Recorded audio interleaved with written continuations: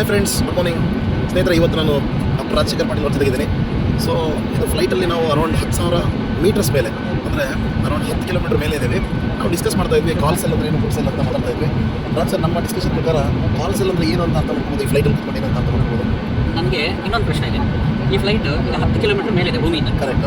ಇನ್ನೂ 10 ಕಿಲೋಮೀಟರ್ ಅಥವಾ ಇನ್ನೂ 20 ಕಿಲೋಮೀಟರ್ ಮೇಲೆ ಹೋಗ್ಬೋದಾ? ಇಲ್ಲ, ಯಾಕಂದರೆ ಫ್ಲೈಟ್ ಕೆಪಾಸಿಟಿ 10 ಕಿಲೋಮೀಟರ್ ಮೇಲೆ ಹೋಗುತ್ತೆ. ಯಾವಾಗ ಮಾಡಿ ಒಂದು 2-3 ಕಿಲೋಮೀಟರ್ ಮೇಲೆ ಹೋಗ್ಬೋದು. ಸೊ ನೀವು ಹೇಳ್ದಂಗೆ 20 ಕಿಲೋಮೀಟರ್ ಹೋಗೋದು ಕಷ್ಟ.